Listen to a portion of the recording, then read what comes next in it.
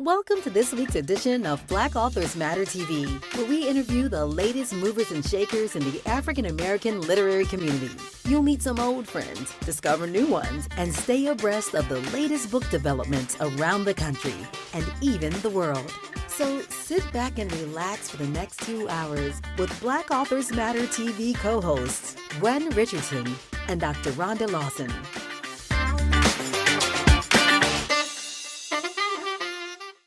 Good evening and welcome to another episode of Black Authors Matter TV. I'm Gwen Richardson, your host for tonight, along with my co-host, Dr. Rhonda Lawson. Good evening, everyone. Yeah, we missed Rhonda last week. So, but she had some things going on, including her nephew's graduation. Yes. So sometimes things happen, but the thing about this show, we have two hosts. And so that means it's rare that we don't have a show. So anyway, this I can't believe it's May already. It's flying by. I don't know what's going on. It's going by so fast. And we were supposed to have thunderstorms today. They were abated. I don't know if it's going to happen tonight. So we had them last night. It was crazy. I mean, it was so bad that during my show, I went, "Oh my goodness!" Like on camera. Oh, it gotten so bad. So hopefully, it will stay away till like after midnight when I'm asleep. So there you go. So anyway, we have one book we're giving away tonight. We have 4 amazing guests, and we're going to bring on the first guest. And I need to find out if this is her first book, which I think it is, but I'm not exactly sure. Her name is Katie Mitchell. But Katie, I'm gonna wait till she comes on camera because I want to make sure that she knows that I'm saying these things about her in her book. But Katie has written an amazing book, and I have my copy of it. It's called Prose to the People, and it's a celebration of Black bookstores. And it's an amazing book. Welcome to Black Authors Matter TV, Katie. Thank you. Thank you for having me. Thank you for being Katie here. contacted me. Was it like a year and a half ago when you contacted me? You know, it's a blur. And you told me you were writing this book. And I referred you to a couple of bookstores.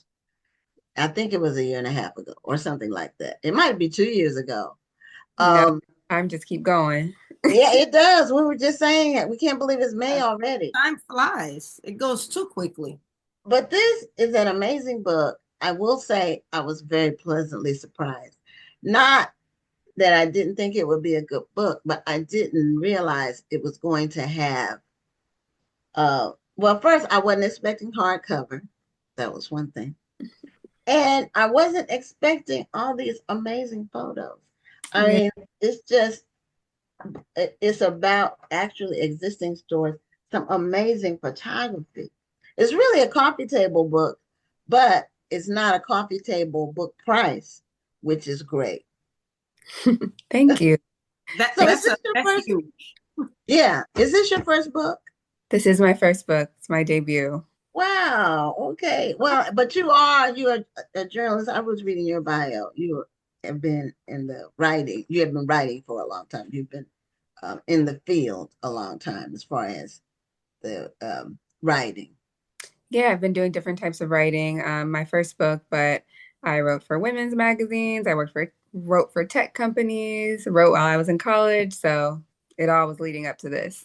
But what inspired you to do this project? Because, I mean, it's a great project. We talk a lot about Black-owned bookstores, and how they have shrunk in number.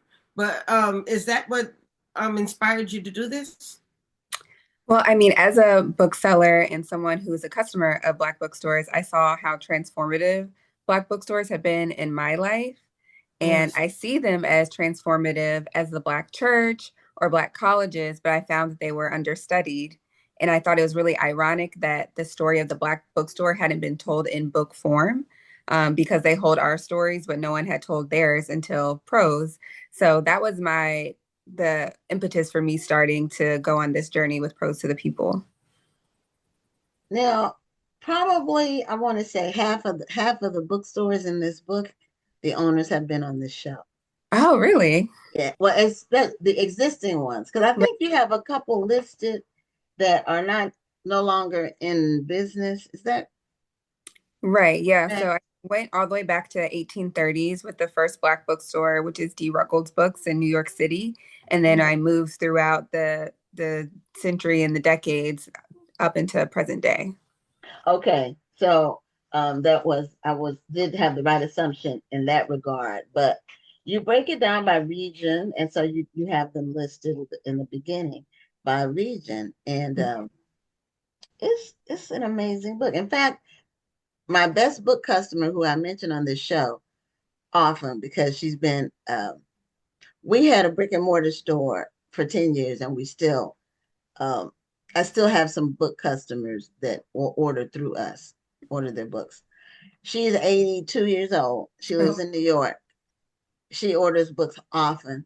And I told her about your book and she ordered it. So, Oh, thank you.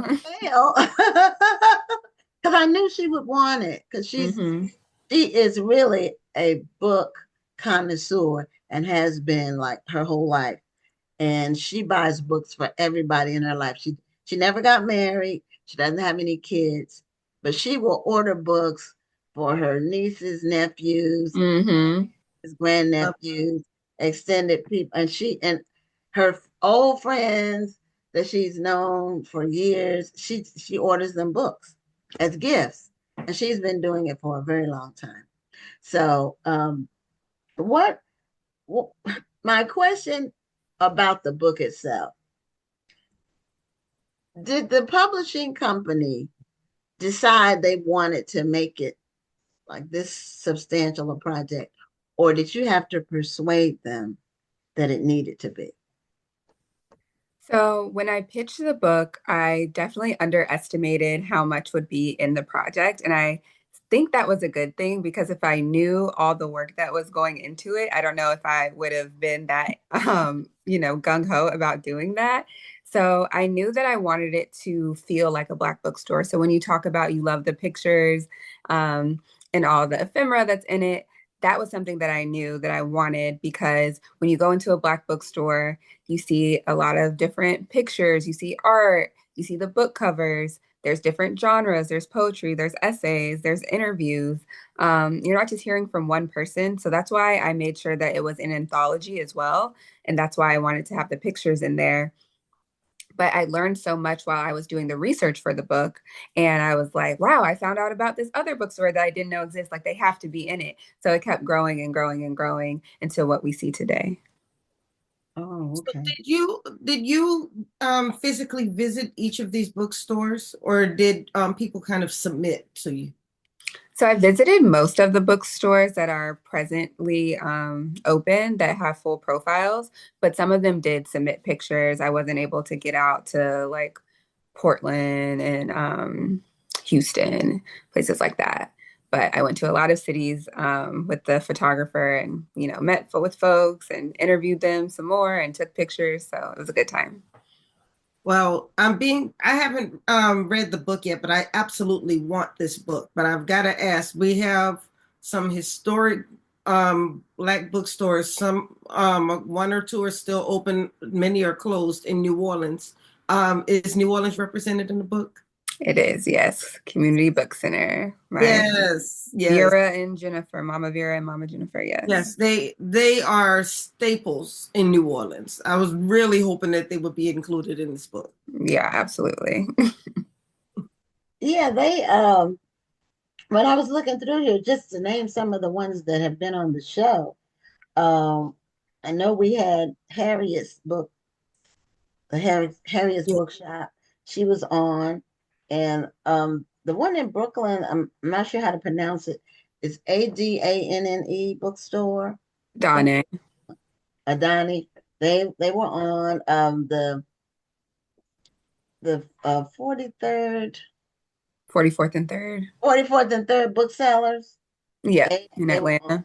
So we've had a good number, not Hakeem's Oh, nice. bookstore in Philly, and Marcus Books. Yes, Great. I was just about to say Marcus Books. In California, he's in here. But the pictures are just like, this is a picture of someone. I mean, it's very, very well done. I'm very proud of you for coming up with the idea, pitching it, and then just the way it was put together. It's just amazing. Thank you. Like I say, it exceeded. I was blown away when I got it because I ordered it, and I was really blown away. So thank you. So have you done any touring with it? Have you gone to the bookstores that are in the book and done any signings? Yeah, so I was in DC at Sankofa, which is right across the street from Howard, and I had a really great talk with Paul Coates, who was the owner of the Black Book in Baltimore, and he's also the founder of Black Classic Press, a former Black Panther and Ta-Nehisi Coates' father. So we had a great conversation with everyone in the store, including the co-owners. So that was really nice. And then I was just in Philly, speaking of Hakeem's, and I was in conversation with Miss Yvonne and Justin Moore, who is the manager at Uncle Bobby's, and then also the granddaughter of the Marcus Books founders was there too, because she lives in Philadelphia now. So been having great conversations with the bookstores, been having fun stopping in there, signing books and all that good stuff. Now, did you go through an agent when you pitched the book? I did, yes. Oh, okay. So I'm just really thrilled. Now, why did you call it Prose to the People? Like where did the title emanate from in terms of the inspiration? Or was it your title? Was it the publisher's title? Was it a combination? Yeah, so I was reading one of Langston Hughes's autobiographies, and he has a section in it called Poetry to the People. And in that section, he talks about traveling around to HBCUs in the South and sharing poetry with people that may not have had access to poetry before. So he'd be going to factories, he'd be at the railroad, the train station, just sharing poetry. And I thought about what I wanted Prose to the People to be. I wanted it to be very accessible. I wanted people to open it up and find it to be very beautiful and then get lost in the stories of our Black bookstores. And so that's where I borrowed the poetry to the people and made it prose to the people. So as a little ode to Langston Hughes. Oh, that's really wonderful. The book has only been out for about a month. How has the reaction been to the book? Because I'm quite sure that it's been very, very much welcomed with open arms. Yeah, people are really excited. I was in Philly, which I'm from Atlanta, and I've been to Philly a handful of times, but I'm definitely no local, but they were just so excited for the book. They were so excited to see the Philly bookstores in there. That event sold out, which was really cool to see.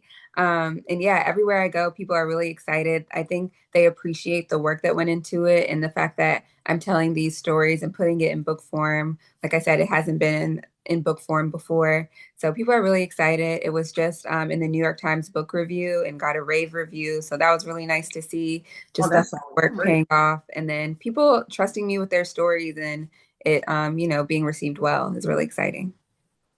That's great because that's not common, the New York Times book review. And but it should have gotten rave reviews. Thank you.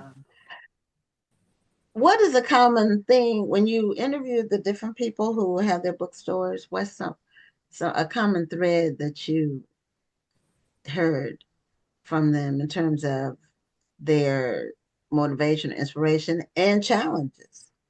Yeah. So in the introduction, I define what I mean by a Black bookstore.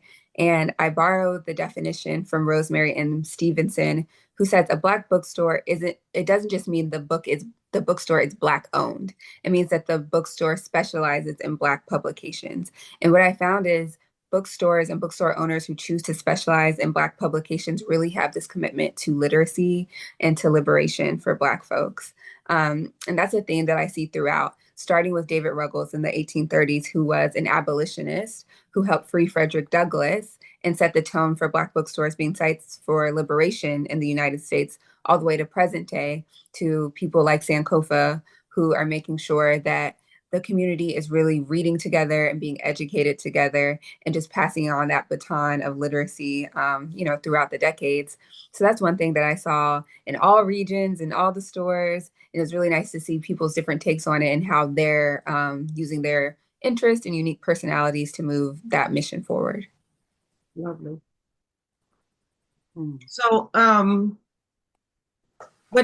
what's next for you? I love asking what's next because I always wonder if it's going to be kind of a part 2 to it, or if you're going to go in a different direction and maybe feature something else.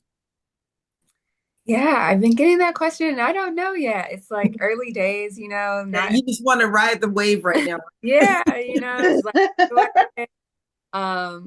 but yeah, I'm glad that people are interested in what is coming next, but I just don't know yet. There's nothing wrong with just enjoying the wave for right now. Yeah. Yeah, and for a first book, this is a great, even if you don't write any more books, Yeah. this book is a great legacy to leave. I think it's something that's very much needed because people need to know where their Black bookstores are. They need to know that there are still stores out there that are advocating for them, that are spaces for them and by them. And I don't know, when I move to a city, I always try to seek out the Black bookstores. I don't know if everybody is that way, but that's just something that I like to do. I mean, just to go in there, and you're right, when you walk into a Black bookstore, it's a welcoming space. You feel something when you walk into these stores, especially if they're well taken care of. The owners are usually the ones who are behind the register. Right. They can tell you about every book in that store. And that's not always a feeling that you get in other bookstores. Right. Yeah. It's a really special institution. It is. There are different lists online with Black bookstores listed. Oprah did a map where she had them on there. But I think this book will actually encourage people, especially when they travel. It will actually encourage people to visit bookstores that are in here because they can read about them and see the colorful pictures are very inviting. Just they draw you in, and then you have just some other pictures like this is the South, but you have like it's like people doing crafts or working on something at a particular store reading. And so it's just really, really a beautiful book. I'm very excited. If I was still have my bookstore, which that would be a whole nother phase of my life if I still did. But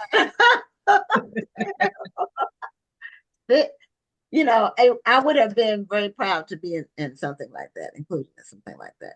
And you're right, there have been articles about it because, when we had our bookstore, we were featured in some articles, newspapers and things like that. But having a book that you're featured in, just the way that it's done, it was just really, and you can give a shout out for me to the publisher and congratulate them on being willing to invest in this project because this is an amazing project. I would encourage, this is something that, especially people who watch this show, this is a book you need because, our show has book readers in the industry.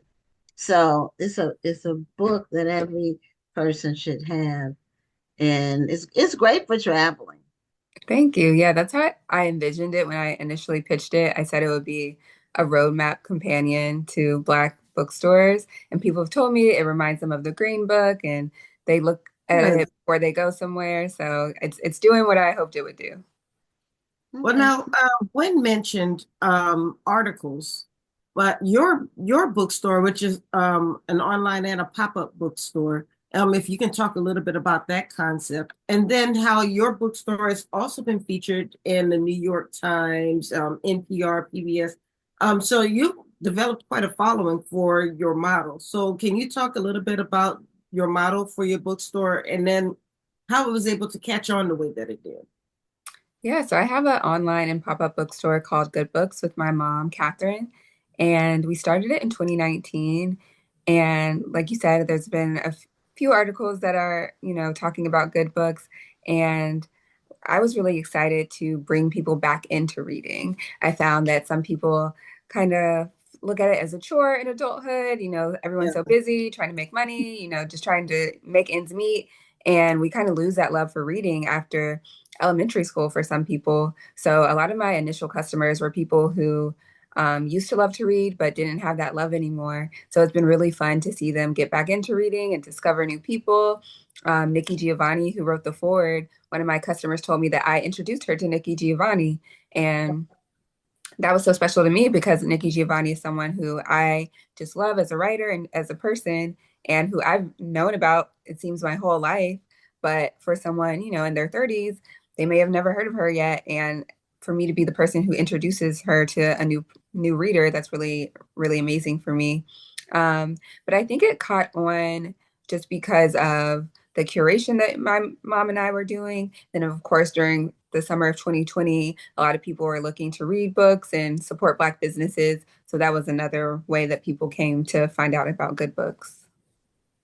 I think it's very interesting the way you just glazed over Nikki Giovanni writing your Yeah, I foreword. was going to say Like that. that's just something that happens every day. I was going to say, how did you get that hookup? How did that come about? I just asked her. I didn't have a special hookup. Like I said, felt like I've known her my whole life, but she didn't know who I was. I met her a couple times just as a fan. But I told her what she meant to me, what her writing has meant to me through different parts of my life. And then also while I was researching the book, every bookstore that was around, I'd say from the 1960s to the early 2000s, had a Nikki Giovanni story, and they were all positive.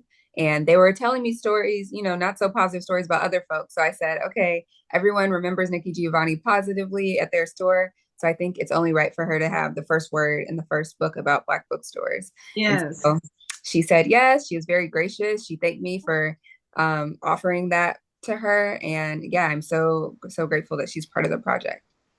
Yes, especially since we lost her earlier this year. Yes. Yes. Yeah. So, is there any particular thing about the book that you would want people to focus on? Like we know the forwards by Nikki Giovanni. Uh, I know you had a bunch of acknowledgments in the back of the book, and then in the inside there's newspaper articles. It's on the inside cover. Yeah, that's from the Atlanta Daily World's archive, headlines about Black bookstores and Black books. Oh, okay. Wow. Okay.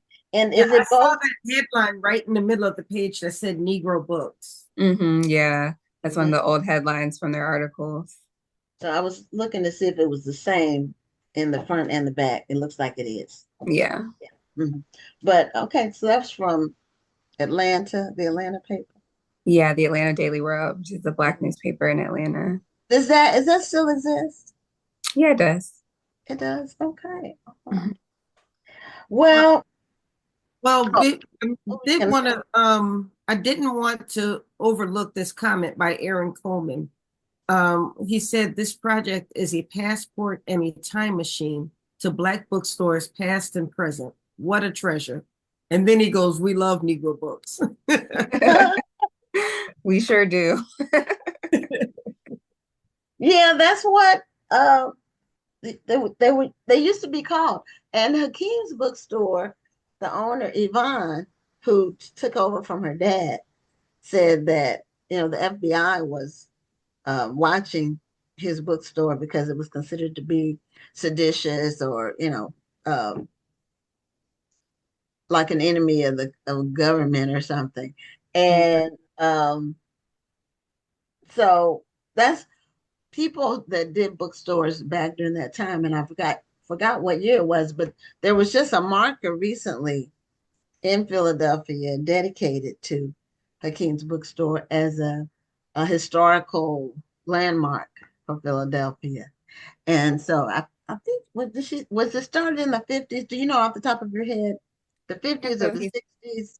Yeah, he started selling books in 1959 out of Okay. the trunk of his car. And then in the 60s, he got a brick and mortar space. But you speaking about the FBI, I think one of the things that I would love people to take away from Pros to the People is that there's so many lessons that we can glean from our ancestors and our elders who are in the book, because we know that book bans are increasing now with the current I'm about to say they're real administration. again. We used to think that was a thing of the past, but it's coming back. Yeah, and then Black books in particular are the ones being banned disproportionately. And I think sometimes it's easy to say like, oh my gosh, like what are we going to do? But with Pros to the People, we see what our elders and ancestors did in the face of this type of oppression, like Duad Hakim's, who was, surveilled by the FBI. So the lessons are there. It just means we have to read them and take them and then run with it. Right. And as I remind people on the show, the books are not banned from the earth. We can buy any books. A lot of them are banned from schools, but they're not banned from us buying them anywhere we want to buy them. So a lot of times the books that are banned end up being bestsellers because I was about to say we're actually doing the author a favor when we ban the book.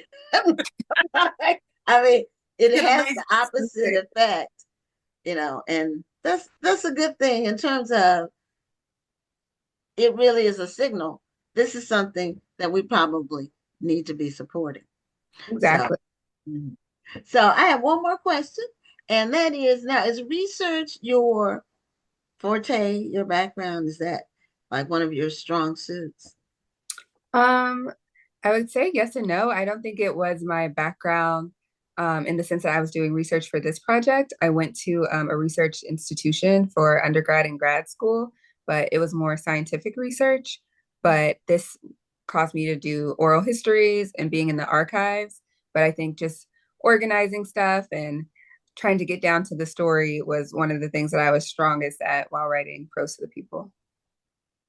Now, during the editing process, like when you presented what you wanted to the publisher, did they edit out? Did they tell you you needed to add what? How was that process? What was that like? Yeah. Give and take with the publisher. Right. They didn't give me that many edits as far as content. They let me have my own vision. It was more, line edits with grammar. Sometimes, how we talk. They're like, what are they saying? I was like, oh, I wrote it down right. They meant to say it that way. So it's things like that we had to navigate. Okay. Well, Katie, this is amazing. And so I want to encourage people to go out and get this copy of Pros to the People. It's a celebration of Black bookstores, and it's an amazing book. Congratulations. Thank you. Thank you so much. And thank you for having me. Well, thank you for being here. We really enjoyed the conversation, and best wishes to you. Same. Thank you. Have a great night. You too. Bye-bye. Bye-bye. Okay, before we bring on our next guest, I did want to mention that the Black Authors Matter TV award show is next Tuesday. So next Tuesday night from 7 to 9, the whole show is to announce the winners of this year's awards based on your votes. Some of you may have seen our promo video, which we posted on our social Facebook page, and it's very, very well done and kind of gets you in the mood to tune in and find out if the people you voted for won. We do it just like the Grammy Awards. We have someone opening the envelope after they read the names of the finalists. And then we all get all dressed up. Yeah, we get dialed up, and then each winner gets to give a 1-minute speech thanking the audience. So an acceptance speech, I guess we can call it that. So this will be our 5th one. Rhonda, can you believe it? We've had Time five flies. 5 years and 5 award shows. It's gone by so fast. Yeah. So anyway, we have our next guest, and then after that, we will announce the book we're giving away. We'll do the trivia in between our second and third guests. So our next guest is she writes historical fiction, and as you all know, that's my favorite thing. Uh, and almost, if somebody says their book is historical fiction, it's almost a guarantee that I will buy it. Depending, just the way it's described. So, having said that, I did already get my copy of Lost Seeds, the beginning. And there's also a legacy part 2, and she's going to do a part 3. So, Teresa Sebastian is the author, and welcome to Black Authors Matter TV. Oh, we need to make sure. Hello. No, I am on here. I'm mute. Listen, I have been on Zoom enough to know you got to get off mute, right? Okay. Okay. So here I am. Thank you so much for having me, Gwen. Oh, well, you're welcome. And congratulations on your project. I haven't had a chance to sink my teeth into it yet because my TBR bookcase is not a shelf anymore. It's a case. But it's there for me. I intend to get to it. So, and you just reading your resume is amazing. You have 4 degrees. Is that right? I do. Fortunately or unfortunately, I do. I do. No, it's all worked out. Yeah, you have a bachelor's, an MBA, you have a law degree, and then you have a master's of law. Yes. Which I didn't know that once you got the law degree, that you needed a master's of law. Well, you don't need it, but it's like, think about doctors that specialize in certain types of, medicine. Okay. Lawyers can do the same thing. You can be a tax lawyer, you can, be an intellectual property lawyer. I decided to specialize in securities and finance. So Okay. my day job used to be doing mergers and acquisitions and capital markets deals and things like that, and being a general counsel of large companies. Wow. Hmm. That's one of those high-powered jobs where you have to work at least 80 hours a week. Yeah, yes, yes. Glad I listened because I could have sworn you said your day job was murders. I'm like, you were a hit. Oh, mergers. He's a hit man. And she's telling everybody. She's coming for you. Wow. So did you That's awesome. I love having, so you actually, do you actually get to be do you actually put doctor in front of your name? No, I don't. But you can. And I could, but I don't.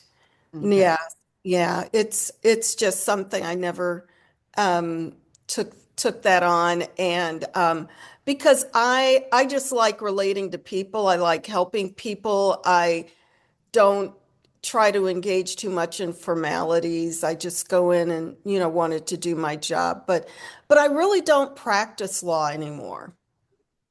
Oh, okay. Yeah, So I'll tell you that the reason why I have the doctor in front of my name, I never required anybody to call me Dr. Rhonda or Dr. Lawson. Mhm. When people found out that I had a doctorate, they were just automatically calling me Dr. Rhonda. And then that just kind of became my nickname, so to speak. I'm Dr. Rhonda everywhere I go. Dr. Rhonda, Dr. Rhonda. So I was like, okay, well, if y'all are going to call me Dr. Rhonda, I'm just going to go ahead and keep it. And then when I tell people you don't have to do that, they say, no, you earned it.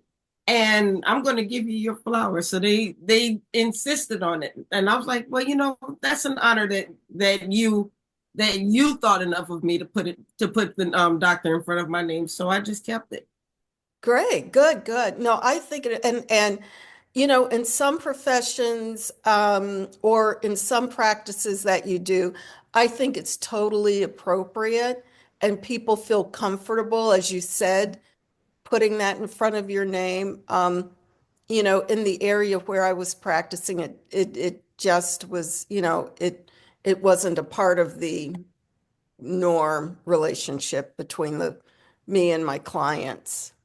Yeah, Yeah. well, for me, because I'm around Rhonda so much, people start calling me doctor, and I'm like, I am not a doctor. Rhonda, that has happened many times. Oh, that's People awesome. assume I'm a doctor too, or they get us mixed up. You know, they think I'm the doctor and that you're not the doctor. So I correct them quickly because I'm in a family. I have doctors in my family. I know how much work that is. And no, I don't. I was not. That was not my calling. I didn't want to go back to school anymore. So, Well, I will tell you what, though, all of this education really helped me write these books, though, because as you probably know, as a lawyer, you do a lot of writing. A part of going to law school is writing, thinking things through, learning how to tell a story from A to B. You know, make sure you bring the listener along with you, especially if you're arguing to a jury or a judge. You're basically telling a story.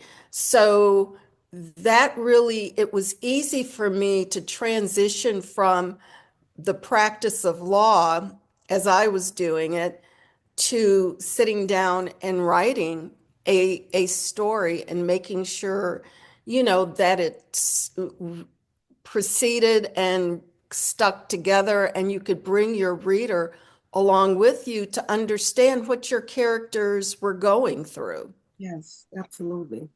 okay. So, how did you sit? When did you like decide? Uh, After I've completed these mergers and acquisitions, I'm going to write this historical fiction novel series. Well, you How know did what? that come about? When my kids were little, I always enjoyed telling them stories at bedtime or reading them stories. Both of my children love reading. My daughter's a journalist. My son is in the entertainment field and a businessman. So they both enjoyed that. And so, you know, from time to time, I would have people tell me, you need to write a book. You need to write a book about, you know, some of these things you're doing around the world. Well, I tried to write what people told me I should be writing about, didn't, and I would sit down and write. And so I have a number of manuscripts that were started, never completed. One day I was sitting, you know, in the beautiful, you know, air of Nashville on my porch, and a story just came to me. I wrote it, you know, did the outline, verified that it was interesting, you know, by calling my son and saying, "Hey, I have this idea," ran it by him, and he said, "I think it's a great story." So it just flowed. And I say it that God delivered that story in my head because it was so easy to just go on. The characters came into me, visited me, were telling me what they wanted and what their lives were like. So it was very much internalized and delivered externally. Um, so I just wrote it, and that's how the book came to be. The characters wrote the book and basically used me as a vehicle for getting their story out there. And as I said, even though sometimes the story felt disjointed as I was hearing it, um, and because of what I've learned as a profession and such, I was able to put all of their voices together and put it into a story for them. And, you know, I'm bringing them to life. And there is a third book in process because they still need me to tie it up. And it may sound weird because I'm talking about these characters as separate from myself, and that's kind of the way I look at them. These are characters that have a life and want their stories told Well, because they're that's people not weird who at all. identify. That's not weird at all. No. There are many authors who say that their characters told them which direction to go when they were writing, or their characters told them who they were. So sometimes when you get really deep into character development, your characters will kind of talk to you, and they will tell you what they want to happen in the book, and that's usually the direction that you go in.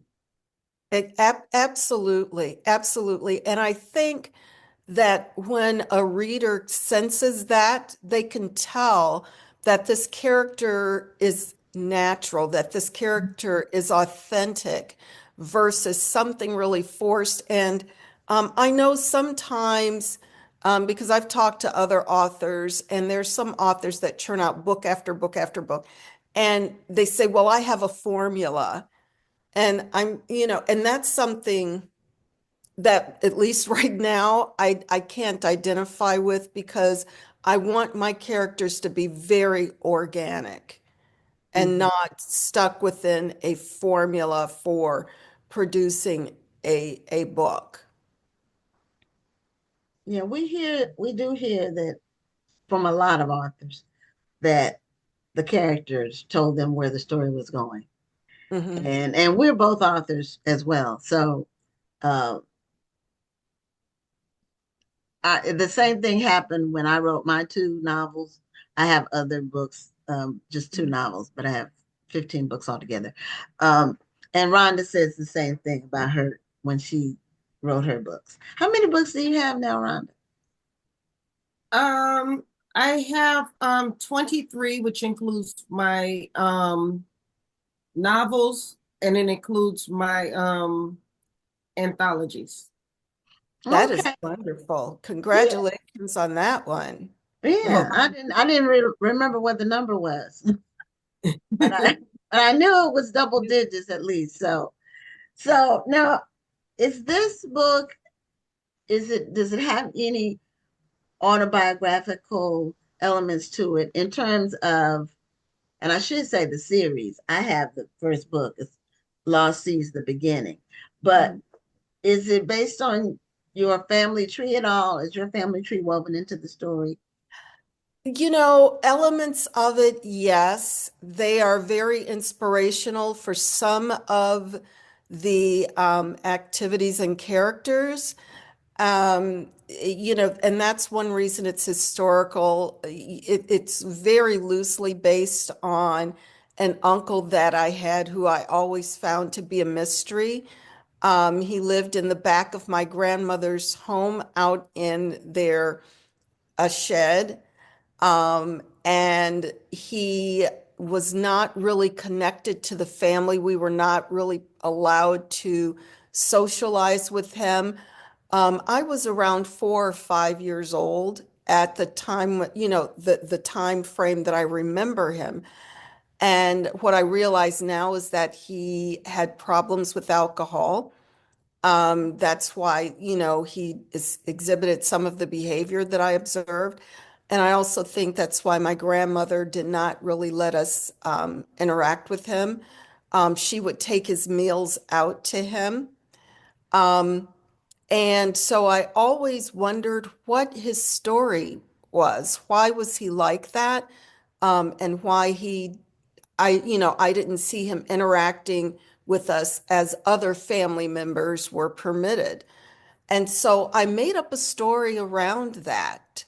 And some elements of the story are, things that I observed or things that I heard my family talk about from time to time. But for the most part, it's fictional, but woven in there. And the setting for the story too, is loosely based on the town where my grandparents lived as well. Okay, so it's a southern setting. Yes, ma'am. Mhm. And then I'm going to ask you a little bit to talk about the plot of the book. But what you described is very southern in that a lot of times in the South, a family member will live adjacent to the main house, which is a small, not a big house. It's No. just the main the main dwelling. and then there'll be another smaller dwelling, or like for my family, which is rural North Carolina, my grandmother uh, lived in a home. Both my grandparents, and my uncle had a trailer Mhm. that was within a few yards of their house. His family lived in the trailer. My uncle, my aunt, and my two cousins, they lived in the trailer. And my grandmother had diabetes, and my uncle would give her insulin shots every day. Mm, yeah. So, And and at the time, I didn't even understand what was going on. It was when right, I was maybe 8 or 9 in there. But right. So as a young child, you kind of try to rationalize or, you know, figure out what you're observing. And even if you think about it in Black families just all over in the US, we had relatives that, had either mental illnesses or alcoholism or other situations. Back at the time when I was little in the 50s and 60s, the families really didn't know how to deal with it. That person might have been marginalized or, cut out of, socializing with the larger family, or, just said, oh, they're crazy, kind of dismissive types of things. But we know today so much more about mental illnesses and alcoholism and other things that we just didn't know how to deal with back then. So in mm, both of the books, you will see elements of dealing with mental illness, dealing with marriages that are dysfunctional or families that are dysfunctional, dealing with relatives that have multiple children while they're still married, kind of thing. So there are many things that I shouldn't say many, but there are several things that I observed and didn't understand when I was little. And so I wanted to reflect those through the eyes of a child and also to help people understand why some things were not effectively dealt with. It's just because back then we didn't have the knowledge. yeah, or And access. We didn't have access to oh, mental health that's right. facilities at all. That's So right. our family members that had issues, they were just, or we took care of them, or they were around.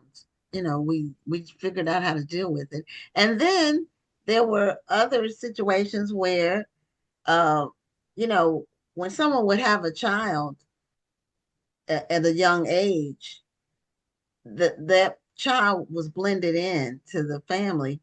I know my I knew it wasn't my uncle, but I didn't know what he was.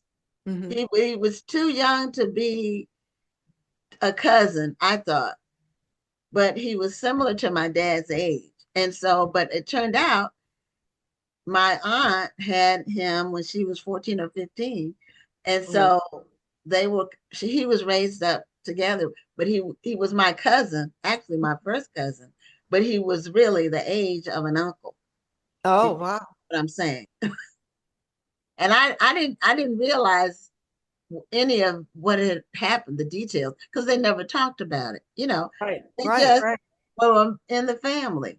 We're all family, and right, so that is something that is not as common today. The family aspect of the cohesiveness and figuring out how to make it work for the whole family, balancing it too. But everybody was involved, so it wasn't just one person having to deal with it, you know.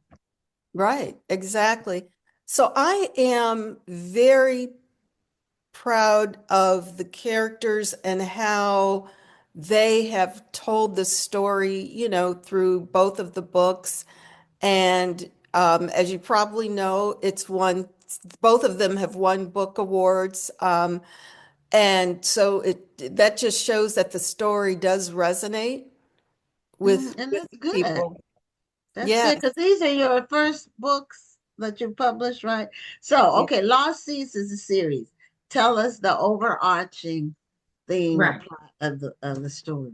Yes, so the story really is about two brothers, Dub and Tim Briscoe, and they were both born in the early 1900s, and they come from a large family of 14 kids, and it's how they navigate all of the historical transitions that take over. Dub wants very much to be successful, and so he is tenacious and very focused and competitive. Where Tim, being the youngest child, is the product, as you may understand, is not the product of their father, but the product of their mother being violated by the owner of the plantation where they were working. And so the mother, because of what she went through and the trauma, Tim was often the target of her issues, her anger, her disgust, because he looked much like the man that violated her. Okay. So as a result of that, Tim had a harder time and incurred, some mental and emotional issues growing up, but he was a very smart person. The unfortunate thing is that he struggled not just with the mental illness, but he also struggled with his identity because he looked very much like his father and could pass. And so, because of the story really reflects how the two brothers, although they are related and brothers, how they find success or strive for success in different ways and incur different challenges.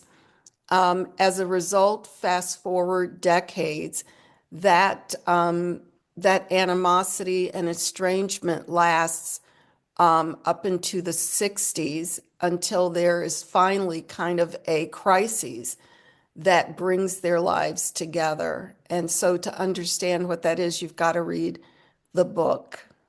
Okay. So this one, the first one, ends. It starts off at the beginning in the early 1900s and goes through To to 1929. okay. Okay. Yes. And the second one takes us fast forward through the 60s, around Okay. 64, 65. Okay. So by this time, Dub has grandchildren and his kids are married. So you get to see how his life has evolved.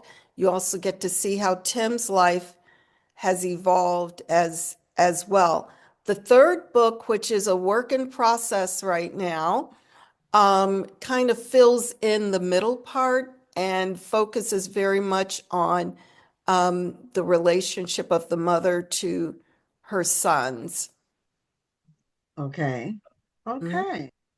And the final book is called because this one's Lost Seas, the beginning. The second one is the Legacy. And Yeah. the third one, you have a title yet? Is there a working title? No, I do not, because that has not been revealed to me yet. You probably won't come up. It probably won't be revealed to you until you're done with the story, right? Absolutely. Absolutely. But Well, you it's know, good to one thing sometimes I to not have a like about is preconception. one thing I like about a series is that the more you write the stories, the more you get to know the characters. So they're probably talking to you a lot more now. They absolutely are. They talk to me when I'm on the treadmill, when I'm driving in the car, and sometimes I just have to stop and write the notes or dictate into my recording so that I remember, what I've heard. Now, what does that look like or sound like to you? Because I know that when we say we hear from our characters, uh, we may we may experience different things, or we may mean different things. And then there may be some people who are watching, like, what do you mean they're talking to you? So what does that look like to you?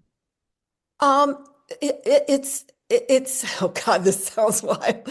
It's the voices in my, it's like they're talking to me. They're giving me, information on what is happening or what has happened to them at certain points in time. They're connecting sometimes, one element of the story that I understand to another element of the story and how it has impacted them. So I hear that, their voices in their head, and then they may introduce to me other characters that, have played into how their lives are going. So it's just those voices and thoughts within my head. Does that make sense? Yes, yes, Yeah. I Yeah. think so. Because Yeah. like I said, we're both writers, so we've experienced it ourselves. Yeah. And so I When either you have to really write get it into down. the meat of writing a story, I think Rhonda had internet connection issues. Sometimes that happens it's happened to me too, but not lately. But sometimes if the connection, she'll log back on in a minute. Oh, okay. Because she froze and Oh, then it was gone. So that let me know.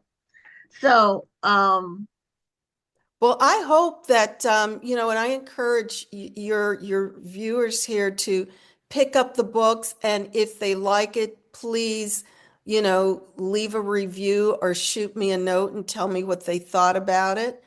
Um, it, like I said, it has won all kinds of accolades. If you go to the website, you will see that.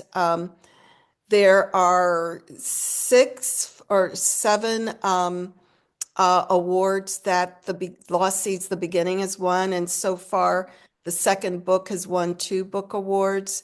So I'm very proud of them, and I'm proud of the characters. that's really great. Now, when you submitted your book for awards, how did you decide which awards you were going to pursue?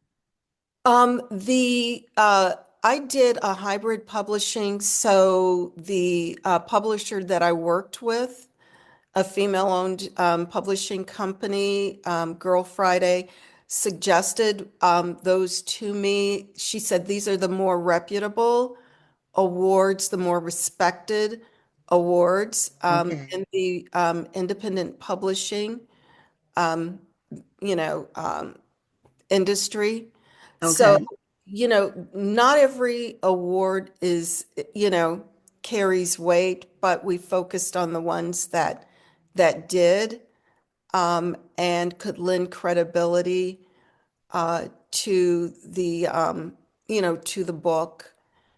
And That's you know, always important. And competition, that means that your book is rising above or rose above the yes, competitors, the other people who submitted. And it's always it helps with readers, just like reviews. yes. So now your book is available wherever books are sold. Is that correct? Or It's available very easily on Amazon.com, BarnesandNoble.com, bookshop.org. okay. And there's also it's on Kindle, and it's also Audible, so audiobooks. So we have some great readers reading both of the books. So however you want to consume, your stories, it's in that form for you. Okay. And lastly, when did they come out? So when did the first one come out? The first one came out in September 2023. The second Okay. one came out in September 2024. I decided to um, take a little bit of a break, so the next one probably will wait till 2026 because the other two, are doing so well. Um, Okay. yes, but Okay. we're very pleased. Okay. Well, Teresa, thank you for being a guest on Black Authors Matter TV. You all get your copies of Lost Seeds.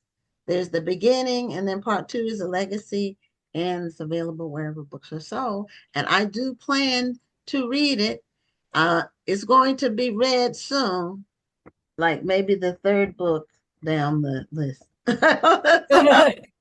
So my to be read shelf is, you wouldn't believe it, because of this show, which is a good thing.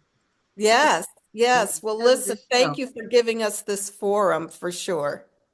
Okay, and congratulations on all the accolades. And I meant to add, I'm gonna ask you one more quick question. Yes, You ma'am. were a child prodigy playing the piano at 4 years old. Yes, ma'am. I That's was. amazing.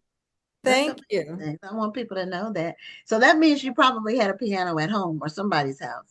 No, I did. And my mother's family particularly were all musicians. My grandfather played, and so we all just heard music from day one. Oh, okay. All right. That's great. Okay. Well, have a great evening. And again, Thank you, congratulations. Gwen, and thank Okay. you for having me. You're welcome. Bye-bye. Bye-bye. Okay. So did you have a power? Did you have to restart your computer? Yeah, so for some reason I had a network outage. I mean, everything went out, the TV, the computers. I I'm was just like, keeping my fingers crossed that it won't, because I heard a little bit of thunder. I'm telling you, the weather is not playing today. Yeah, yeah. We had a tornado warning, not tornado watch, but it didn't, nothing happened. Praise the Lord. So we have a variety of genres tonight. Yes. Our next guest is in the romance genre. So her name is Alexandria House. And I love your glasses. Thank All, you. all of your pictures you have, because I've looked at some, you have these really cute, amazing frames. Oh, I try. That's your okay. signature, isn't it? Yes, I just like looking cute. Hey, I'm not mad at that. I am not mad at that at all. Be cute. Me, well, Alexandria House, welcome to Black Authors Matter TV. Thank you. Thank you for having me. But And thank you for being here. Of course. you've written, how many, you're a romance writer. Is that your lane? Basically all of your books romance. Yeah, that's my lane.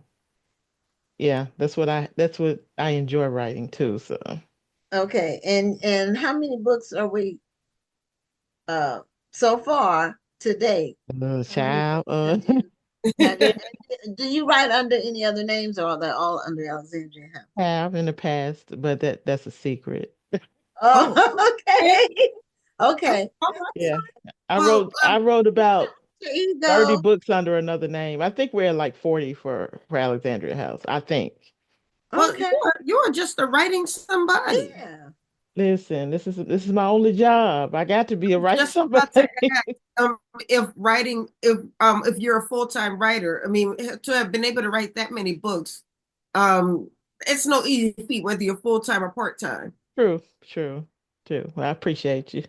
Yeah. A lot of people say, I wish I could write full time, but I wonder if they really wish they could write full time. They romanticize the idea of Yeah. writing full-time. Yeah, Yeah. it's a lot of work, especially as an independent author. It's time consuming. There's no 9 to 5. It's all day, how long, and it's not just the writing, but the administrative, the business side. I'm very, very fortunate that I have my oldest child as a business partner, so she handles the business side of things and talks Sure. to lawyers and all that stuff, and I just get to write and.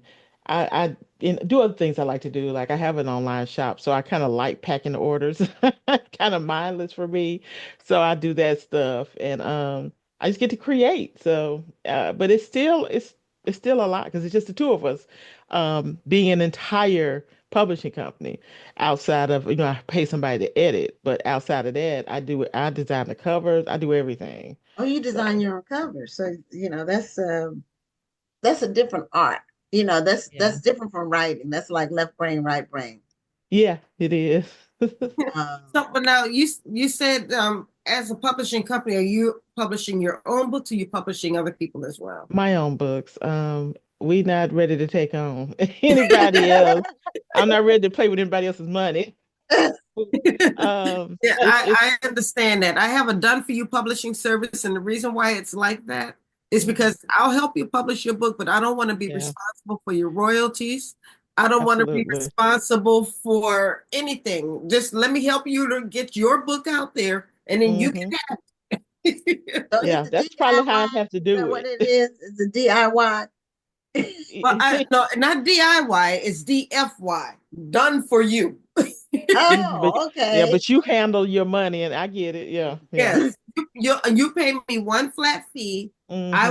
I will do the work for you to get to self-publish your book, so you don't have to do it, because a lot of people want to self-publish and they don't really want to learn the business. All they want Yeah, to do is get their book out there. yeah. So if I can provide that service for you and get your book out there for you, I'm happy to do that. Like I said, I just don't want to be a full service publishing company. I'm like you. Absolutely. I don't want to, and it's so much. I wouldn't mind. We've kicked around the idea of like a Alexandria House University where I teach some things, marketing, because it's so much more than just write a book, put it out there. You got to Yes. Right. market. You need to have Although an some author. people do that. Oh, Yeah, write yeah, no, write the book, and then post it on everybody's Facebook page, yeah, and Without, slide in their DMs with just your promo and don't even say hi.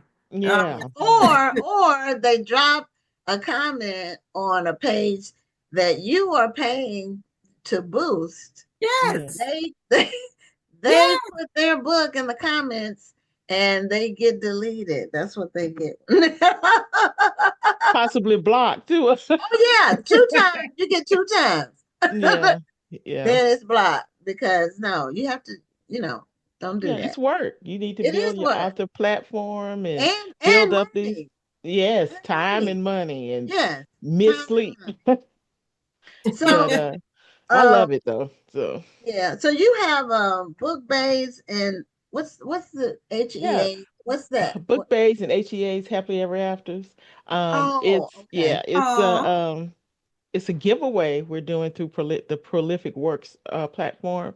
45 Black romance authors, all new content. None of these stories have not been released before, and we're giving it away for a few months so that right. we can try to. It's a way, kind of a way of cross promoting, and helping each other out and getting everybody's work seen. So you get a little taste of what we do, and hopefully you'll want to get a whole meal. So that's how we, yeah. So I really want to do that, because I guess I'd be considered one of the more popular authors. That's what they tell me. And so uh I wanted to um bring the light to some other, shine a light on some other authors. So I'm really happy about the outcome so far. It's been a really good reception. A lot of books have been downloaded. Tens of thousands have been downloaded. So I'm proud of that project. My offering is 5 dates. It's a novella, Okay. and it is about a young lady who's given up on dating. I know if the single ladies out there know the dating pool has all kind of, they pee in it and everything else. Yeah, Yeah, I've So been that's saying what my that for the daughter longest. I'm so glad said. I'm in a relationship, because I don't think I can handle being single and dating in this environment anymore.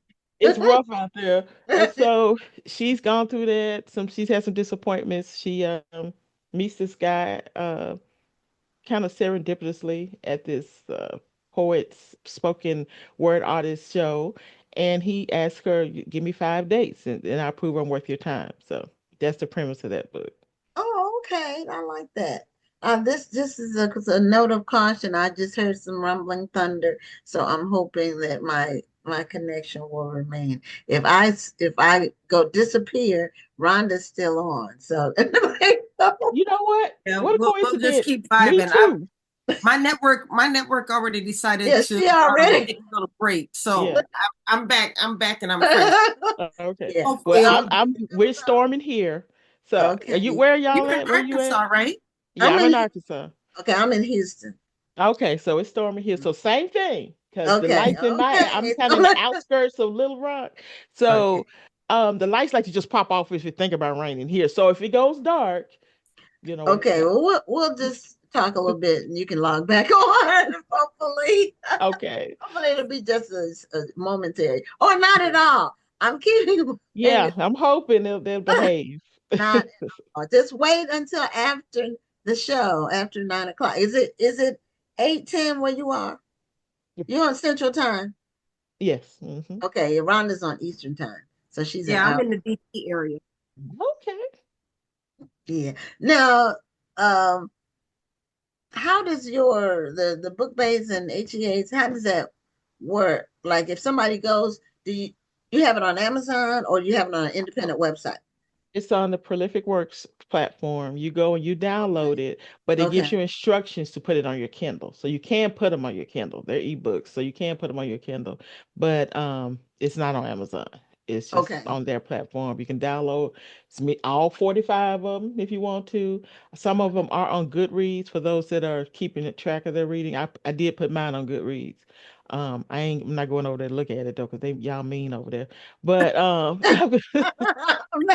I don't spend a lot of time on Goodreads, so I haven't it's been so on not Goodreads it's hateful. in not a while. me. See, It's not me.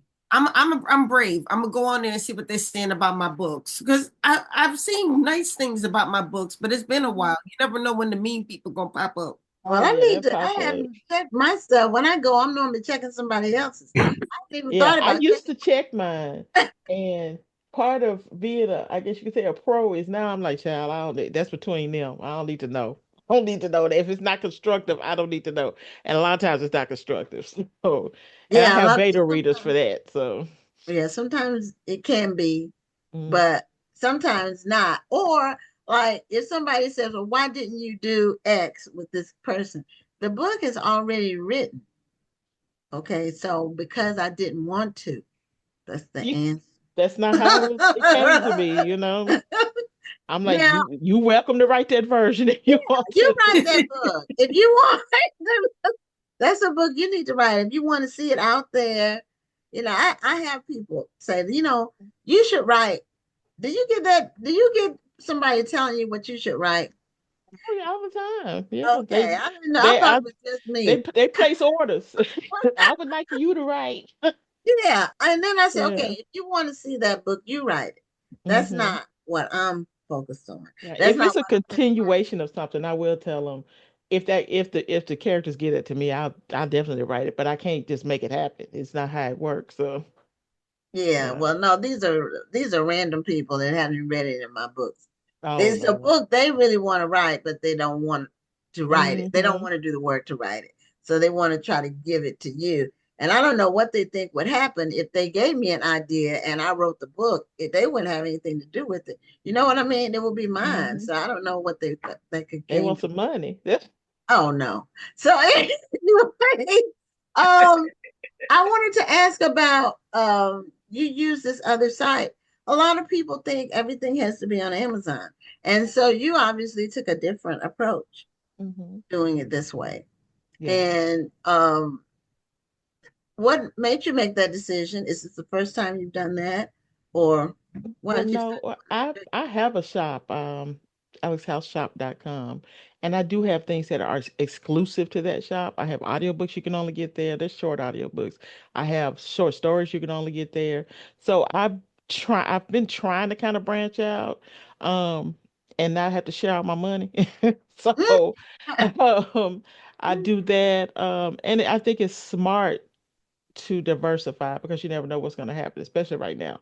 So, um, and I don't mind this company. This is something that they do. Um, they handle all the delivery. We don't have to deal with any of that. All we have to do is upload our book. They deliver, they handle all that. We don't have to do anything in the background. So I thought that was neat. And even with my store, I have Book Funnel that does the delivery. I just hook everything up and they can use their customer service. They can use mine too, because there's some things I can do. Um, but I enjoy having that diversity of options for the readers, and I'm very very appreciative to the ones that are willing to step out their comfort zone with Amazon and Kindle and try other platforms. I do have books that are like on Kobo and iBooks and all that kind of stuff too. Not all of them. I have some that are KU, my McLean Brothers, which is like my most popular series. I don't know that if I'll ever take it off of KU because I call that my gateway drug. So so I want them to be able to get that and be like, oh, wait a minute, I'm willing to buy some now since I read that one. So it's all it's really all is a way of marketing. Even the free giveaway with Bookways and HEA, that's a marketing tool. Putting things on my store, things that are on my store and other platforms that are a little cheaper on my store. To kind of get you there and connect you with whatever other things I do, my merch and all that stuff. So I'm big on the entrepreneur side of it. Did not ever think is what it would be. I never guessed that I'd have a business and then it would actually work out and I'd be able to pay my child to work with me and things like that. So because I enjoy it and I enjoy freedom, I try to think of different ways to kind of shake it up and spice it up. So yeah, it's just I'm trying to think like a businesswoman. Yeah, And you have to constantly innovate when you're an entrepreneur. You yeah, have and to that's what I be was going to say. constantly thinking of It can ideas. be difficult because you have to find so many more creative ways to reach your target audience. It's not the same as it used to be in the early 2000s. Hmm. And I say the early 2000s, that's when I started writing. Yeah. Well, when I started being an published author and trying to do book signings, I started off in the early 2000s. Hmm. It's totally different now. We didn't have social media like what we have now. Right. Right. Right. So that was different. People have more options now, between Yes. audiobooks and Very ebooks and competitive print too. books. And then not just that, you also have Wattpad now. Hmm. People there are a lot of young people who are reading on Wattpad. They're not going out and buying a book anymore. Then you have the what are those things that Amazon started, the little short books? I forgot what Oh, they the were. Kindle Yeah, thing. the Kindlevellas. You have those now. So there's so many more options for people now. Absolutely. I Yeah. don't even know about the Kindle, but I don't read novellas. I Mhm. like a full You're story. missing out. Yeah, People you say are that I like It's a a now. full. skill to it. You got to give me a try. It's a skill to it now. Yeah, but I started doing the novellas because I wanted everybody doesn't want to read a thick book. I It mean, I doesn't have to be thick. I just like a full story. There's a well, way to that's do the that. thing. It can be a full story. See, Yeah, like this is a absolutely. really thick book. Yeah. This is Okay. this is a So book, that's but then somebody who's really busy, who has a lot going on, Hmm. who still likes to read, is probably going to pass this book up because it looks too thick. Yeah. But then you come okay. to a shorter book like this, they might Yeah. read this because this is a lot thinner, and And, they feel and like they can get through that's why I say it. there's a skill to it. There's a way to make it feel complete. And I have been told Yes, that people read my novellas and say, I don't even like novellas. I didn't even realize that's what I was reading. So there's a skill to it. It's a skill to a short story to make it feel complete. right. Um, You have yeah. to give it a beginning, a middle, and an end, Mhm. and you have to And still some put it. backstory, but there's a way to do that Yes, where you're not info dumping, where there's a conversation and say, well, it's been 5 years since we met. Okay, now they've been on each other 5 years. So there's a way to do it. Um, Without telling about what happened yeah, during the five you years. have to do a lot of showing Okay. in a novella. You have to do a lot of showing, and you Okay. have to just what I like to do is usually if when I do a novella or short story, they already know each other. So there's not necessarily a meet cute. I'm not trying to do that. Now with five Okay. days I did do a meet cute, but usually I don't. And you kind of they have a background and it may be that they've broken up and they're trying to get back together. So it's a way to work it to make it complete. I love writing short stories and novellas because it gives me a really quick payoff. So and I'm thinking, okay, I finished something, so I'll do that. And sometimes I do it in between novels just so I can feel accomplished because you have to stay with that novel so long. You're like, Lord, I ain't gonna never finish this. But so I Alexandria, girl, love to you do. my people. I like you. Keep talking. So I Yeah, like to well, do you that. have some real world advice and just scenarios about Yeah, there's how a skill writing to it. is. That's why I tell everybody every Yeah. novella short story is not going to be good because there really is a skill to it. You can't Mhm. just throw together something, leave it. unless you're intentionally leaving it ambiguous at the end. Some people do that, and you decide what you think happens after that. But I try to give you a complete. You'll understand. You can feel the nuances of the relationship. I really try to do that. Now, did nobody teach me that? Okay. But I was a reader before I was ever a writer. So I kind of understand, I think what I would want to read, how I want to feel, and how Right. I would want the story to go. And so Yeah. yeah, that's definitely a skill too. I ain't gonna say go read everybody's. That's all. Okay. Yeah, But I hate it when the story just ends yeah, like yeah. abruptly and there's no closure. No, I You're can just understand left why you hanging. wouldn't like something like that. There should still be a Yeah. definite ending to the story. I'm telling Yeah. you, I don't know how spicy you like it. But I got Well, a spicy series. It's the Mitchell Brothers. It's all novellas. okay. The I'm just Mitchell gonna toot my brothers. own horn, top tier. Top tier. Oh, okay. Mitchell brothers. Okay. Yeah, Now top you tier. have is your newest book called Lilith? Is that the Yes. newest? Lilith is it's the Three Kings series about the Three King sisters. And it's Okay. my first, not well, kind of my It's, first foray into dark romance. it's dark romance. Where, Somebody gets everybody's not killed? good. Uh, Some bad people. oh, okay. Bad people. Okay. But the premise of Lilith, and I can kind of give you this information because it's the beginning of the book. Yeah, But just Lilith has been in a relationship and for years, like 12 year long relationship. oh, But the guy hasn't married her because he's married but separated and he doesn't want to divorce his wife because she needs to be on his insurance basically. And so she's tired of that. She leaves and she has a boutique in an apartment above the boutique. So she moves into the apartment and she doesn't know what to do with herself because she has this great staff, so she doesn't have to work all the time. So she's just people watching, looking out the windows, people watching. And one night she's memorized like all of the little vagrants that go in the alley and pee and all of this stuff.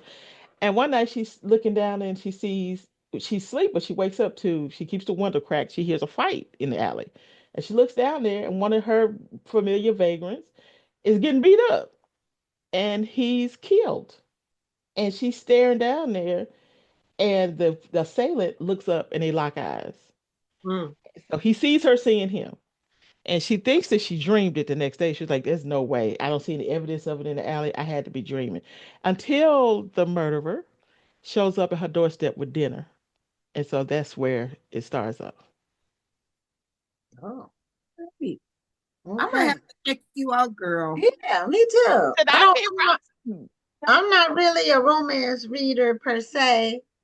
Um, Well, see, I I don't don't read. think I can probably read Alexandria's romance books It because sounds like it has like it's to mystery depart too. from that formula. I'm not crazy Mhm. about the formula. try not to. Now you are gonna get a happily ever after because it's romance, but Nothing wrong I with the try to happily ever put after, but yeah, I and I try to recognize, make every story different. yeah. I put I mean there's a lot of stuff going on. You should not get bored. Okay. I do. There is sex a lot, but that's because I like that. And I Hey, enjoy writing that. That's my yeah, favorite well, thing we to write. all have our things that we like to write about, Yeah, I and love writing that's about part of that. life. Now, I don't read erotica where it's like sex from page one to the end. I I don't don't. do that. I don't You get read some those. story with the sex, but you get some Yeah, sex with the give me some story. story. Yeah, I don't. yeah. Give me some story. That's why I don't have patience for porn. I'm like, can I have a story? I mean, you don't just walk into the room and just go at it unless y'all know No. each other Yeah. already. And I Or ain't so I or wish the you did doorbell rings and it's the mailman, and then y'all get to it. that. Y'all getting it Right. on now. No. And he There's actually a story. But I will just tell you, when I'm writing, I'm like, dang, I wish y'all heard from me so y'all could do it. I really like to write those scenes. But in a lot of authors say they have a hard time writing sex scenes. I said, oh no, baby, I can do that with my eyes closed. I love that. That's my favorite part. So yeah, yeah, you should I check have me a out. If you want something a really little tamer, probably not yeah. Lilith, but Okay. I would say do Let Me Love You, which is the McLean book one. That's my crack book. Book one of the McLean Your brothers. crack book. Yeah, it's the one that I'm trying to rope you in. So you'll want to read Oh, everything you else. mean okay, It okay. ain't it ain't no, he's a Gateway rapper. drug, the gateway drug. I ain't writing about crack. He's a Okay, what is rapper. it called? What is it called? Let Me Love You. Let me love you. Okay. If you like audio, No, Yeah. well, that's Rhonda's thing. I don't listen Oh, to. baby, I got some. Oh, I got the audiobooks for you. I got Jacoby DM has narrated. He's trying to audio for me and then report back. Oh, okay. That's Rhonda's forte. Yeah, I girl, tried look around to to get one try it. book once, and I couldn't keep my I've been eyes. told I got some of the best audiobooks I now. told you, Gwen, you don't know how to audio. You can't just sit there and listen to the audio book.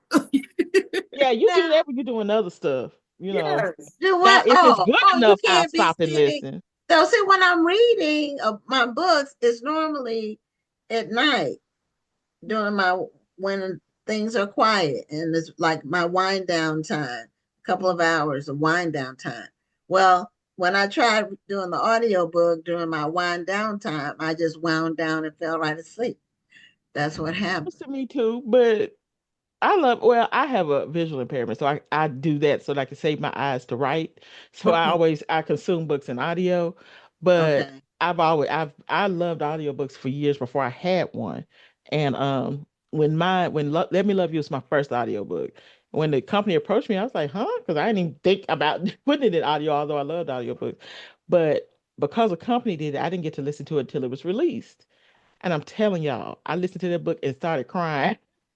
Mm. Oh, But that's a way for me to really experience it because if I'm reading it, I wrote it, then I read it over and over again. I just know what's happening. But for them to, because my narrators actually perform, they don't just read. So okay. they actually perform in the book and they experience it in that way. I thought, wow, I guess right, because this is good. So yeah, Well, you should check. You should try. You should try one. okay. Well, I'm gonna Let Me Love You. I'm gonna try reading first. Okay, I Okay, think and you'll we'll like see. it. We'll see. Now you have the house party. Is that an event you Yes. have coming up? Yes, we do this every 2 years. It's kind of my little gift to my readers who I love so much. They do have to pay to come, but I had to pay way more. So we're doing it in Charlotte. We always base it on one of my series. The first one was the McLean Brothers. We did in Houston because where they're from. The Mhm. second one we did my Romeo, which is my fictional HBCU. We did a Romeo homecoming in Atlanta, and this year we're doing it in Charlotte, and it's based on my NBA team, the St. Louis Cyclones, and on that series. So it's an all-star weekend thing. There's the VIP mixer on Friday night. Then Saturday is the literary experience. We have around me and about 14 or 15 other authors where you can buy books. It's an open bar. We feed you. VIPs get a limited edition jersey with whatever player they want on the back, and they get their own lounge and their own separate little experience. And we have DJ. The night, the after party is ladies only, no cameras, no phones out Okay. because it's for the grown folks. We're having a pajama dungeon party. Okay, King. So it's grown and sexy. There may or may not be need to have $1 bills to pay men who don't have clothes on. And we have drinks then. We keep you with drinks and food in every event. And then on Sunday morning is our WAGs, the wives and girlfriends NBA brunch. We have a live band and a DJ. Great chef that we got coming in to cook for us. Um, and you get a swag bag at each event. And it's just a good time. It's a time to party. We don't have what I call it doesn't feel like it's an experience. It doesn't feel like other literary events, but I did that on purpose. I just wanted Black women to come and have fun and have sisterhood and meet people, like-minded book lovers, and just have a good time. Just hang out. So that's what we'll be doing. Dress code for the literary experience is your jerseys or jersey dresses. I got my outfit already ready. So I'm excited. I will be for anybody that's I know we're out of the weekend bundles, the Saturday bundles. I think all we have is like a la carte tickets. So if you want to go to the literary experience, maybe two brunch tickets left. So we sold out a VIP like in a week back in September. So Wow. um Back in September. so Awesome. That's it's great. So we it's we every always have two a every time. 2 years. So how big? How many people do you normally have? I think this year we're gonna have over 200 people. We're kind of slowly scaling it up. Because I'm extra, my Well, planner's that's a good extra, number. and That's a ain't good. nothing cheap. So Yeah, that's why we slow. It takes us that long to plan it, and I want to do it every 2 years so I don't go bankrupt. So, I hear you. so I believe you me. yeah, I but know how that it's really is. nice. It's really unique. If I hope that y'all will be able to see like the pictures and videos when we post. And we have some like from the other years. It's I'm proud of it. I'm very proud. We were featured on the Ebony website last year. Oh, Um, okay. so yeah, So, in this year's in St. Louis, is that where it it's in is? Charlotte. We did it in Charlotte. Charlotte. What I does it didn't say? do it in St. Louis because Oh, I the did St. it. Louis Cyclones. It Okay, is the that's St. Louis Cyclones, okay. but we're doing it in Charlotte, because that's another basketball town. And because I did a dinner series a couple of years ago where I had like intimate 30 people attending dinners in different cities, and we did that in St. Louis, Dallas, and New Orleans. And we just have a little dinner. Everybody got a little book that I wrote exclusive for those cities. And so I like dinner parties and stuff. So, so that's why I like to do that stuff. Well, there are all kinds of book events, that people do. Some are smaller, some are more intimate, Hmm. and some are larger. Yeah. Um, but there's lots of options for people, There is, yeah, and and then I they're love in different attending them. cities. So Yep, yep, so from coast to coast. So people get absolutely. get the option to go either sometimes stay in town and go to something, or Yes, travel and go to something. yeah. I think it's a beautiful time to be a reader. There's Oh, so it many absolutely is. There are experiences a you lot can of great have. books out there. There are. And different types of books. Everybody doesn't read the same thing. We're not a monolith. And we're Yeah. seeing some great books out there. Yes, yes. I like to call this the modern Harlem Renaissance, because there's so much wonderful Black creativity out now from movies. I'm trying not to talk about sinners because I'm obsessed, but movies and music and the books. We young me would have a fit right now with all of these authors out putting books, Black authors putting books out. So Yeah. Mhm. yeah, I love it. Yeah, it's really like a renaissance because of self-publishing and the way that people have taken that and really turned it into some professional quality work. Absolutely. Yeah. Mhm. So, what is your what's the next thing for you? We like to see what people are working on coming up. Well, You got I'm Lilith, so you're going to continue to work on that series. Yes, Memphis is out. That's book two. That's the oldest sister. And then the Okay. third sister will be out later this year, I hope. I have not started her. Her name's Umber. I have her story in my head. I just haven't started because I have some other obligations I need to take care of. I need to write something for the house party to put in the swag bags. But I mean, I'm a pretty quick writer. I get it done. And right now, I'm working on the fourth book in my Romeo series, which is an Audible original series. So those books are produced by Audible, and it comes out in audio first exclusively, and then I can sell it in other formats. So I'm working on the fourth book in that series right now, and I'm bumping up against the deadline, but I'm gonna get it done and get it to them, and then I can work on some other stuff. Now, do you set your own deadline since you're I self-published or do. independent or hybrid? I do for some for this Audible original. I mean, I guess it was collaborative. They asked me when I could be done with it because Audible does, this is their story that I'm writing for them. They asked me when I can, to give them a time, and I will, but it is a deadline. It's like a firm deadline. Unlike when I do it, I give myself a deadline, but I give myself a lot of grace Yeah. if I can't get it done because I am the boss. I mean, Yeah. You can do You that. talk to yourself, You can that book definitely needs to do that. be in tomorrow. Okay, well, yeah. I'm not ready. Then you But I can, am, but when if I announce it, I'm serious about not yeah, disappointing my readers.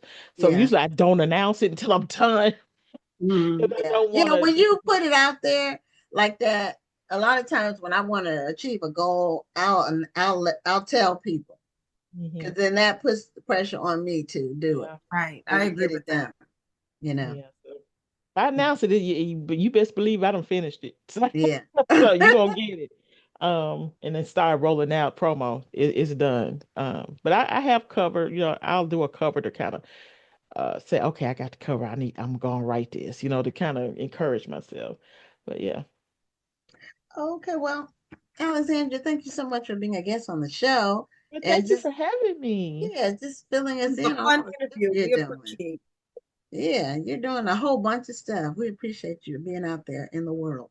Well, yeah, thank you. And anybody want to learn more about me, go to msalexhouse.com and you can find out everything. You get a reading list and everything that you can download. So Well, we put the website in the chat, so I hope some people will be clicking on that link. please do so I can keep the lights on. Okay. Okay. Thank Okay, have a y'all. great night. You too. Thank you. Okay. Bye-bye. Well, we didn't really have time to do our book giveaway, so we'll do it next. Well, can't do it next week because next week is the Black Authors Matter TV award show, so we'll have to save it to the following week. But anyway, our final guest is on, and I don't know if let's see. Well, our final guest is on, and many of you all probably know her because she's written several books, and she has a new book out called Happy Land, and Yeah. her name is Dolen Perkins-Valdez. And welcome, and she's been on the show before. I think it's been a couple of years. You were on with Take My Hand. But welcome back to Black Authors Matter TV. Yes. Hi. How are you? How are you?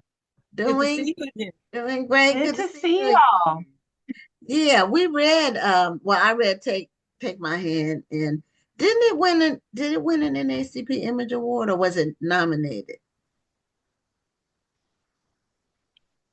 It won. Can you That's what believe I it? thought. That's what I thought. So I knew it was nominated, but I couldn't remember if it won. But it should have won because it was really an exceptional book. It was really an exceptional book about a Thank different you. kind of topic. Now, Happy Land, do you have a copy of Happy Land with you that you can show the cover of? Oh, let's see. I usually do keep one right here. Oh, I do right here on the floor. Okay. Yes. Okay. So Happy Land, and it just came Wanted out. me to read? No, just show the cover. Oh, show the cover. Okay. Okay. Yeah, it must be some kind of delay because it seems like when I say something, you don't hear it like when I say it. I'm not sure what the reason for that is, but we'll work with it because when it's live, anything can happen. Okay. So, this book came out about a month ago, and it's doing Yes, well. it's been out since April 8th. Yes, it's doing well. Yeah, I've been oh, sorry. I toured like 8 cities and my tour is over. And now I just have a few things here and there to do, but I've been really happy with the reception that it's gotten so far. Okay, now and it's about true events or true circumstance.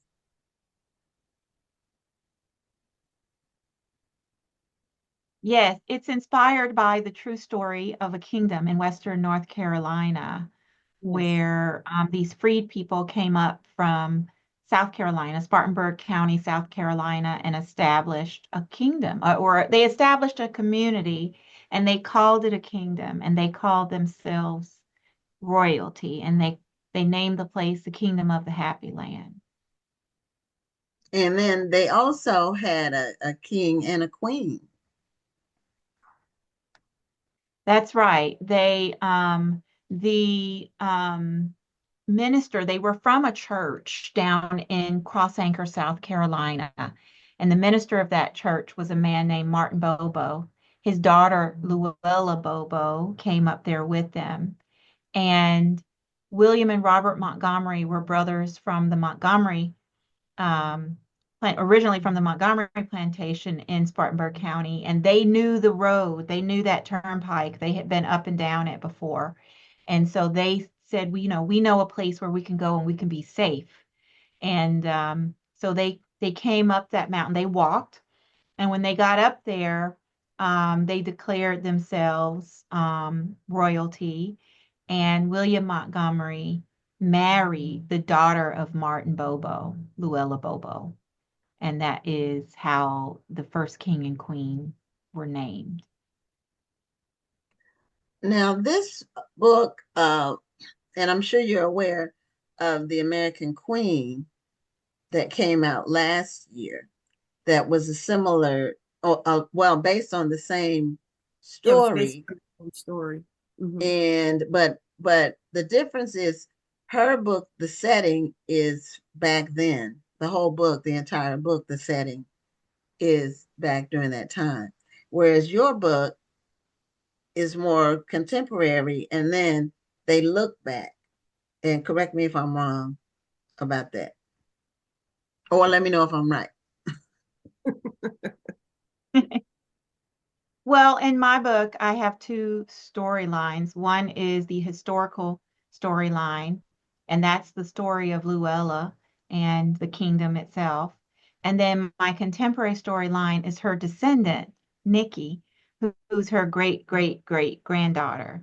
And the reason I used a contemporary storyline is because I wanted to ask a question about the kingdom. Specifically, I wanted to know, why does it matter that we learn about the kingdom? Why does it matter to us as descendants of these stories, as inheritors of these stories? And maybe a broader question is, why does Black history matter? Why does it matter to us? And Nikki is my exploration of that question. Because when the book opens, Nikki is at a crossroads in her life. She's about to turn 40. She's divorced. She's been divorced several years and hasn't quite moved on from that. Her daughter is graduated from high school and living at home, and and not really motivated to do much. And so when her grandmother calls her down to North Carolina urgently, she says, I think Nikki needs her grandmother as much as her grandmother needs her. She needs to know who she is. And part of what I'm trying to say with the book and with that contemporary storyline is knowing this history teaches us who we are. Well, and that is so very true. Now, is there this story is from like right after Reconstruction, but now there are two books about that. Do you know if there's any reason why this story came to light like now as opposed to 10 years ago or 30 years ago? I think that question for Take My Hand, like if you were to ask me about the history of the Ralph sisters that inspired my previous book, I would say that story was willfully and intentionally swept under the rug, right? There's no reason that the story of that lawsuit in that case, which continues to have ramifications in the realm of informed consent, there's no reason that story isn't taught in medical schools and in high schools and in college curricula. That to me tells me that that was a story that was intentionally ignored for many years because it was considered a stain on the part of the medical community in the United States. This story is a little bit different. I don't think this story was like willfully or intentionally ignored. This is just a very small pocket of history. There were other intentional communities that were much larger, like Coe Ridge in Kentucky or Promised Land in Tennessee. And they lasted for longer too, right? There were other intentional communities. And so, for whatever reason, um, this story just didn't, people just didn't know about it. But I thought it was a remarkable story. And to me, like the fact that there was royalty made it different than those other communities. And that really intrigued me. But one of the things that I was really struck by was that for over 60 years, nobody had done the research. We had been relying on a pamphlet that was published in 1957 by a court stenographer Sadie Smathers Patton. And that pamphlet was continuously quoted over and over and over again in newspaper article after newspaper article. And I was very curious about that pamphlet. I wondered how much of it was true and how much of it was false. And so I didn't use the pamphlet. I decided to go into the archives along with Ronnie Pepper, who's a librarian at Henderson County Library, and Suzanne Hale, who is another resident of Hendersonville. The three of us worked really hard to try to find out everything that we could about the kingdom. Wow. I'm actually glad there's more than one story Me about too. because prior to these two books, I had no idea about this story. And I'm a person who prides myself on learning African American history. I mean, I have an entire Black History Month literary weekend, and I'm always looking for new Black history facts. So it was interesting to me and exciting to me to learn about this community and to find out that this wasn't just a made up story. This actually happened. So I appreciate that. And then something you said a little earlier in the interview, when you mentioned why is it important for us to know this now? When we know these things, we can sometimes it makes us stand up a little straighter, hold our heads a little bit higher, because everything doesn't have to be a struggle story. And I've said this a number of times on this show, where sometimes we feel like our Blackness is wrapped around how hard the struggle was, and we don't know that, hey, we started our own communities. We claimed the royalty title. And we kept going. We probably could have kept going if there weren't some mistakes that were made. And of course there were mistakes that were made, but we were able to keep going and we were able to do these things. But we don't know this if we don't tell the story. And we're always going to think that our history started with slavery, and it happened. Our history dates way before slavery, but we don't know this if we don't tell these stories. Or we think that slavery was only one moment in history, and we don't realize that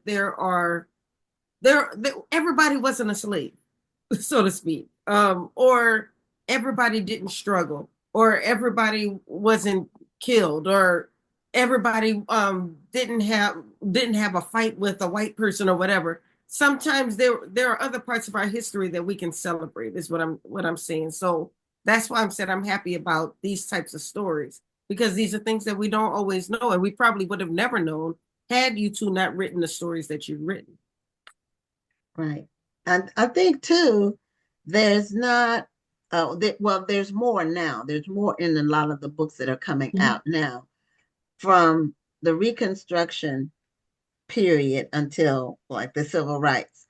That 100-year period, there isn't as much knowledge about it.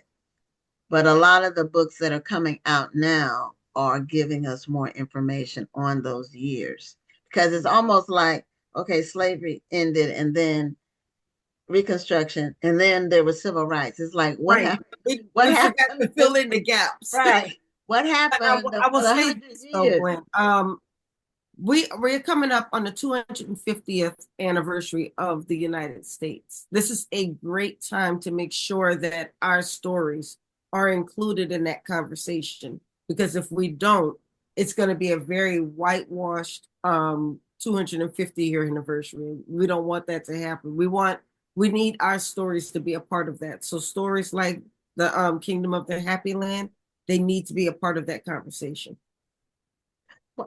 And I agree. And maybe with it coming up, you've given me some food for thought about the show for that whole year. We can do something. We'll have to talk about that. So, Dolen, what, now, do you have a background in that part of the country at all? Like, is your background in North Carolina, or do you have roots in North Carolina? No, my people are from Tennessee. Okay, but they are Tennessee and Mississippi. Okay, they are adjacent because my daughter went to my family's from North Carolina, not the western part, but we've spent a lot of time going through Tennessee on road trips to North Carolina, many, many miles, many, many years. It's a beautiful state, Tennessee is. But what do you think about this different stories about the all black towns, some of the all black towns that were created after slavery? There's not like there's not as much on that. And this is like one of those stories. Yeah, there's a and I can't think offhand, but there are a couple of novels about black towns. I think Jacinda Townsend has one. Um and I think there've been multiple, we know about Zora Neale Hurston's Town of Eatonville. There have been various novels over time about some of these towns, but not as many about the intentional communities that weren't necessarily considered, municipalities with, a mayor, et cetera. But I do think this is an interesting moment to be thinking about Black Utopia. There's a scholarly book that came out last year called Black Utopians by Aaron Robertson that I recently read, and it's about a community. Well, it's about several communities, but primarily the one in Tennessee that I mentioned, Promised Land. And so I really am intrigued, particularly in this moment in which, so for example, I just read that some of the Black graduations at PWI, at predominantly white institutions, are being canceled due to pressure from this current administration. And um, I think this is an interesting moment. And so, like, Black students are scrambling to find venues off campus where they can host a graduation. So I think this is an interesting moment to talk about what it means to create intentional spaces that are spaces of refuge and spaces of safety. Um, and so that, in my mind, this is why the story of the Kingdom Land is really relevant. And maybe that's why there are two books, because this is just a moment for us to consider what those spaces mean, why they're important. I'm particularly enamored by the fact that the kingdom was, by all accounts, a successful settlement. Um, they contributed to a communal treasury. They put their money together. They built it together. And there's nothing that I found that it ever like imploded or people got mad. And people just eventually drifted off to find work elsewhere, as they do. But I'm really intrigued by just what does it mean to create an intentional space, even now in 2025? What does that mean, and what does that look like? Now, your character that you center around, your contemporary character that the story is central to, how did you determine who she would be and her relationship to the Happy Land? You're talking about Nikki, the Yeah, contemporary character? yes. So I knew that I wanted to create a story about a descendant. And like I said, I was really interested in this question of what does it matter, you know, that this place existed. And I thought about her being from DC. I live in DC. It's so many DC folk have North Carolina roots. Almost everybody I meet most of the time, they're people are either from Virginia or North Carolina. And I thought, okay, well, she's lived in DC. But like, for example, Laurel, her mother is like me. She's someone who grew up in the South, born and raised, families from there, and then who left. But Nikki is like my children. She was born my kids were born in DC, but they clearly have a mother with Memphis roots because that's where all my family is. That's where we go even now to go visit their grandma. So there's a way in which my kids feel a connection to the South, but they don't have the same memories that I do. And so they're seeking what the South means to them. And I think for Nikki, when she goes there, she has to kind of uh, figure out what North Carolina means for her. And I love that Mother Rita checks her at every point, like, don't stereotype us, and of course I read, and some of these things, even though Mother Rita, she has visited DC, and, Nikki's interacted with her before, there were certain things that she couldn't know about Mother Rita until she was there. Like, she didn't know about her flower garden and how wonderful it was. She didn't know that Mother Rita was a vegetarian. She didn't know that Mother Rita read so many books. She didn't know that Mother Rita knew everybody in the town, and especially in the library. And she can only learn that by being there. And so, I really wanted to explore that for her, and how eventually she will expand as a woman by being around her grandmother. Okay. Well, one of our regular viewers said he just finished reading Take My Hand, and he loved every bit of it. It was an excellent read, and he said, I will be reading more of your work for sure. Well, I love that because, most of my readers are women readers. So every Yeah. time I have a male reader, I'm always really grateful and welcoming them into the fold, because that's a beautiful thing. And my books are meant for everybody. So yeah, thank you. Well, his name is Curtis, and he watches almost every week live. Yeah, He's he's not an an avid accidental viewer. reader at all. Right. He's an avid The viewer. regular. He's a Yeah. regular, and he watches it live. So, because we have a large audience that watches it after, like within the week after. So, but he's always on the show live and wins lots of books when we do our book giveaways. We do them based on trivia about the book. So he's won a whole bunch of books, and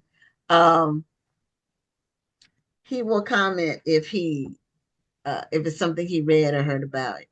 And he reads a lot because he talks about books that he reads. So that's really good. So are you working on another project, Dolen? Or are you I done? am, but I'm in that really early stage because, I'm still promoting this book. It's hard for me to get started on something else until this kind of dies down a little bit. Right. So I'm hopeful this summer I can get back to my desk and try to figure out my next project. Okay. Well, I think I'm really ecstatic and excited about a second book about the Happy Land. And because that means more people will know about it. The more information is out there, the more people will know about it.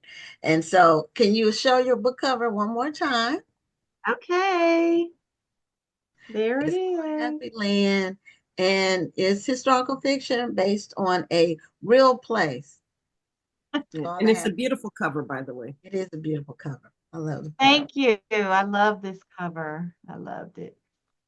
Okay, well, we'll see you next time. We'll be on the lookout for your next book. Thank you for having me on. Oh, you're welcome. Okay, thank you. You have a great night. You too. Bye. Bye-bye. Okay, well, that's the end of our show. And for those who may have tuned in late, next Tuesday is the Black Authors Matter TV Awards show. And if you've never seen one, you have to tune in. It's an amazing night. All of the people that you voted for, the finalists, will receive the winners will be announced next week in 15 categories. And we have entertainment. We always have entertainment in the middle of the show. It's just like any other award show. We're very excited. So until then, we'll see you all next Tuesday for our award show. I'm Gwen Richardson signing off. And I'm Dr. Rhonda Lawson. Have a wonderful evening and a great week. Thank you for tuning in, and join us next Tuesday at 7 p.m. Central, 8 p.m. Eastern for another edition of Black Authors Matter TV.